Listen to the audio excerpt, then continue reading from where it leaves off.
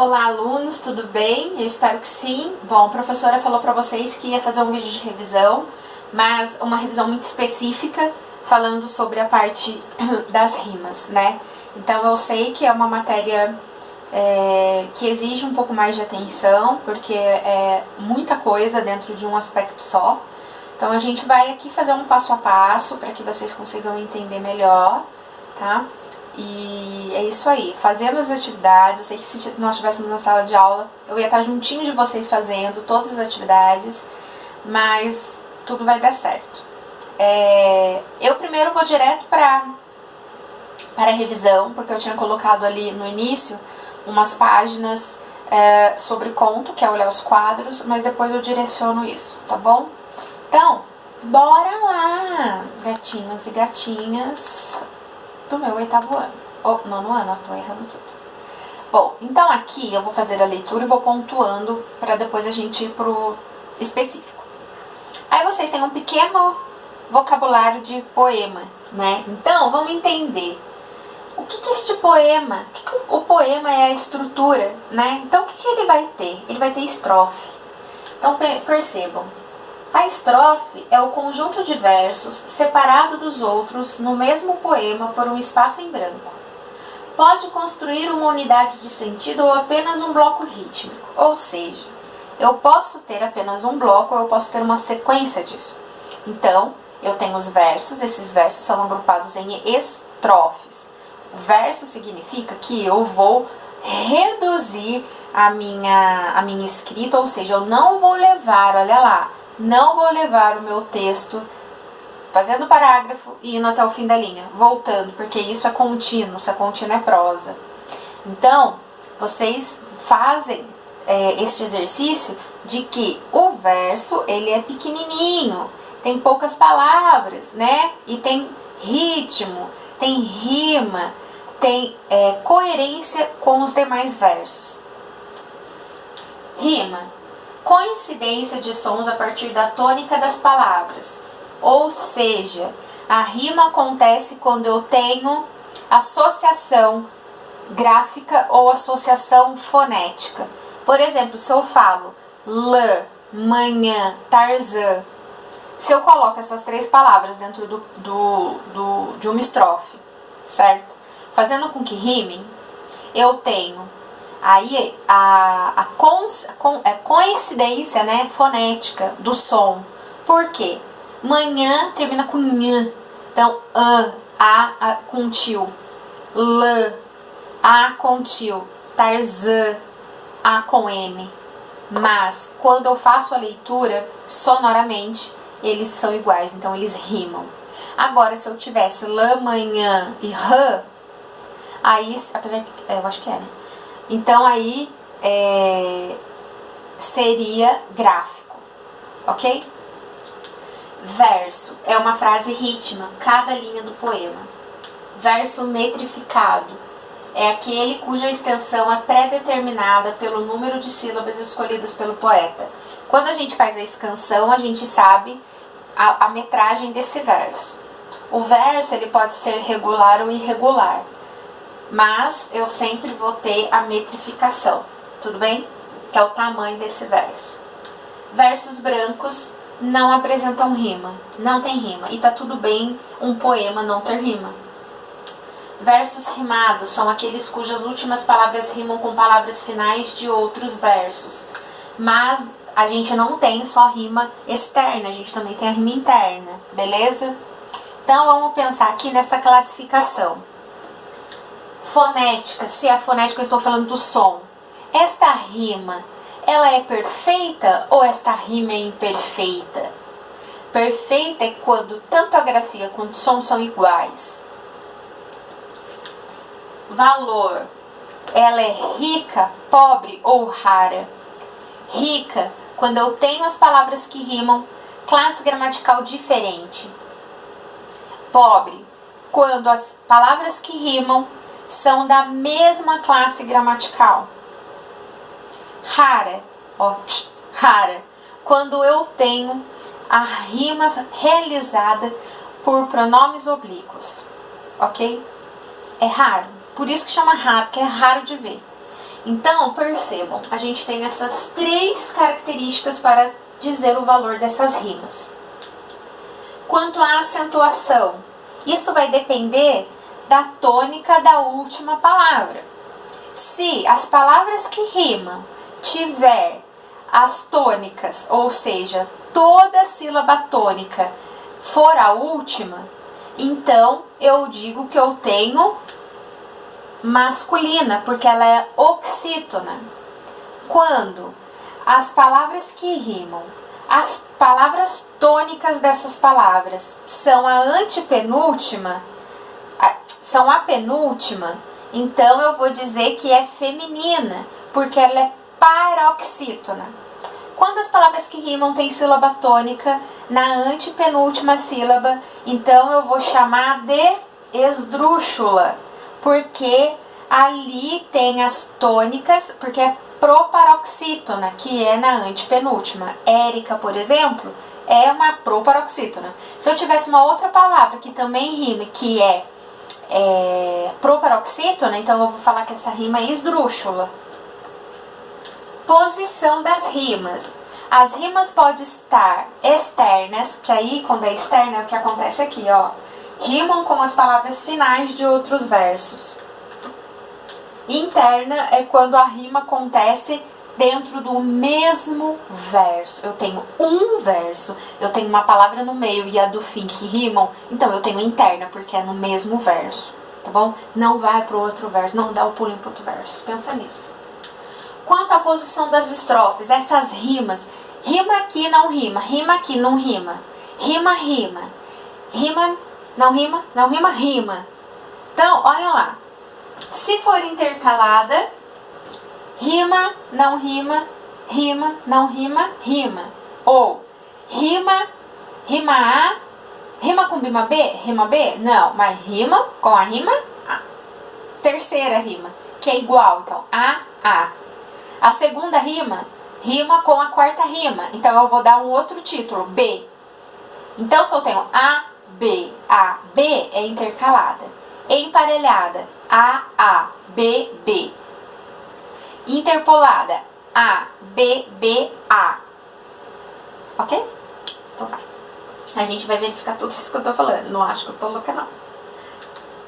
Agora, vamos avaliar este poema. Eu vou ver se eu consigo aproximar. Eu acredito que esteja bem visível já. Mas eu vou aproximar mais. Eu vou ficar com cara de bolacha. Vocês viram até que me espelho. Mas tá tudo bem. Ó. Crianças. Adolescentes, aliás, desculpa. A gente tem este poema, Carta. Há muito tempo, sim, que não te escrevo. Ficaram velhas todas as notícias. Eu mesmo envelheci. Olha, em relevo, estes sinais em mim, não das carícias tão leves que fazias no meu rosto. São golpes, são espinhos, são lembranças da vida e teu menino, que ao sol posto pede a sabedoria das crianças. Ai, que bonito, né? Nossa, eu não tinha lido assim com tanta intensidade. Carlos Drummond de Andrade, maravilhoso. Então, a gente vai perceber alguns movimentos. Primeiro, vamos perceber quais rimas nós temos. Então, primeiro, escrevo é o nosso primeiro verso. Está no fim da linha. Escrevo. Escrevo rima com relevo. Depois a gente tem notícias. Notícias rimam com carícias. Terminamos de perceber, então, neste primeiro estrofe. Vamos para outra estrofe. Rosto rima com posto. É um par de rimas. Depois, lembranças rima com crianças. Outro par de rimas. Queridos, estas rimas, as palavras que rimam, estas palavras, elas são rimas internas ou rimas externas? Isso mesmo, externa. Porque todas as palavras que rimam estão no fim. Primeiro passo, entender isso. Ok? Agora,